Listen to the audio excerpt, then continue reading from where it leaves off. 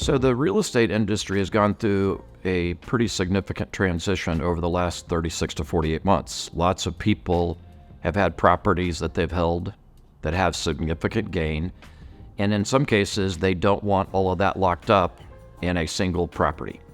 IRS has Section 1031 of the IRS Code where they allow people under certain circumstances to be able to capture that value and reinvest in other properties. Now, we're not here to give legal or tax advice, but this is a really good tool for people that feel like they might be overexposed with one property and have gains and want to diversify it out into others.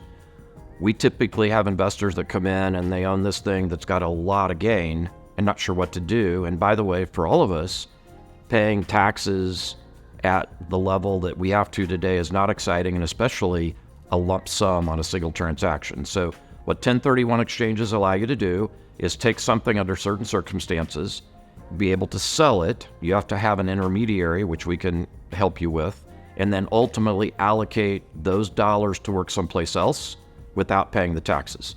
So it kind of allows people just a better way to build a better real estate portfolio, not have a lot of money tied up in just one or two things. And at Prevail, one of the things that we do is our transactions, most of them allow for 1031 exchange money to come into those transactions. So talk to your advisor, talk to somebody that you're dealing with, and see if we can help you, because it may be a great way to be better diversified, but yet not necessarily pay a significant tax bill today.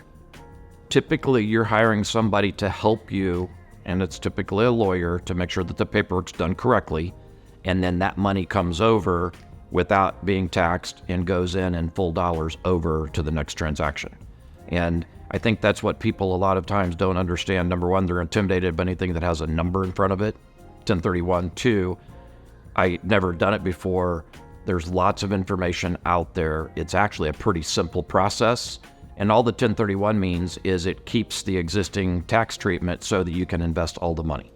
Now, the alternative to that would be you take this thing that you've got a lot of gain in, sell it, pay the tax, and then on the net basis, go invest in the next thing. So that's where a lot of people want to try to protect all of their gains without having to sell it in some cases.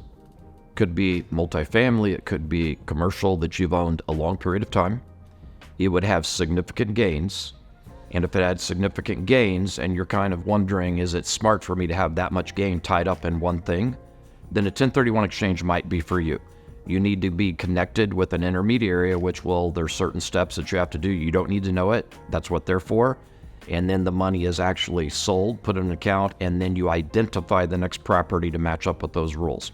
Not hard, but you want to have quite a bit of gain because there's some expense tied to it. Not from us, but to be able to get the tax treatment, you have some expense on the outside. So it's got to be really worthwhile from a gain standpoint. Anybody could do it. It's not hard to do. It's done all the time. And frankly, we get approached pretty regularly of, will you accept 1031 exchange money? And the answer is usually yes. On our transactions, we usually will.